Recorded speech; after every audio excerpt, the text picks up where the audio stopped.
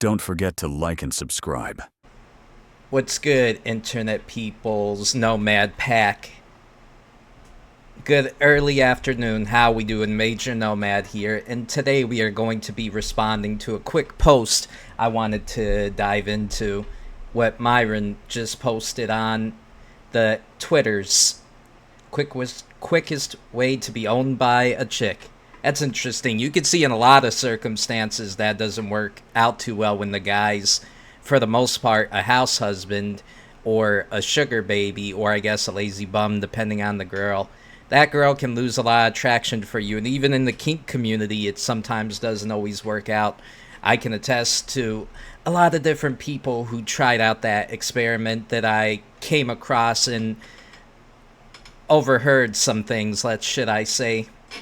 I will say, for the most part, it doesn't work out unless you don't mind either A, being a cuck, or B, pretty much being very subservient to the woman, like a 24/7 joy toy, etc.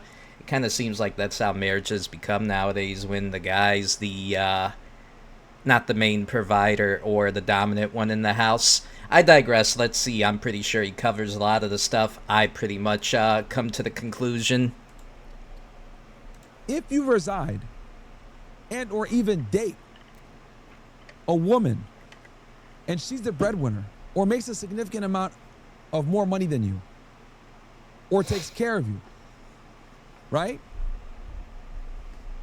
If she catches you cheating, you're finito, bro.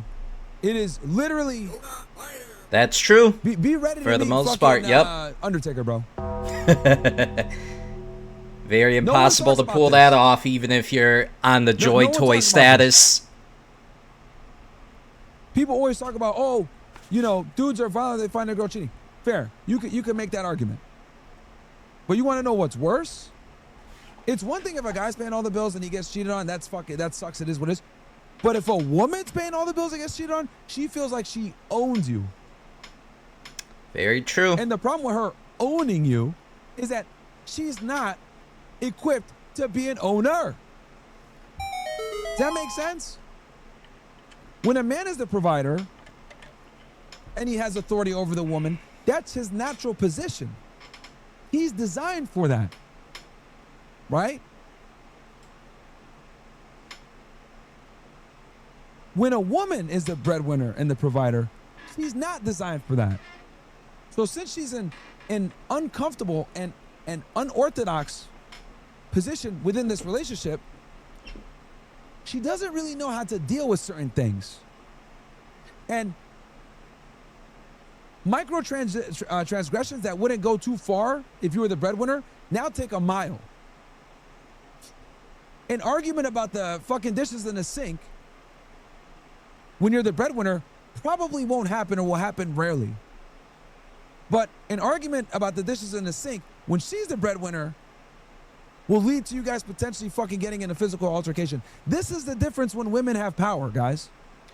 That's true. It's been crazy with a lot of the... I have seen plenty of body cam footage and little clips on Instagram, but a lot of TikTok where the girl gets mad if she's on OnlyFans or so. The guy's not doing much around the house, pretty much being useless like a gold digger, and I guess understandable, but it still doesn't give you the right to smack on somebody, throwing freaking wine glasses and stuff at them, throwing regular glasses, trying to punch up on him when he's trying to get away. It's like something in those scary yandere games when the girl snaps at you and shit, especially if she's an adult entertainment. Like I said, with the guy's dynamic, even if you give good D and you're a good lover, that can only get you so far if you're like a joy toy to her. You're trying to... I just noticed too with older doms in the space, older dominatrixes in the kink space and shit, they know they can't get a lot of the top tier guys because a lot of them, especially, aren't trying to argue, debate, or butt heads every time in the relationship, because when a woman goes into that kind of space for not only work and whatnot, but for the lifestyle, it twists their mind to be more dominant, strong, and assertive, etc. Things that most attractiver men top tier in that usually do not like. Maybe for a little bit behind the scenes, they'll play around and whatnot. As a switch, I can attest to that, but for the most part, you're always the dominant one, damn near 24/7, but you take a little couple hours to play around under the bed sheets and stuff and into a little bit of a converted dungeon in your house.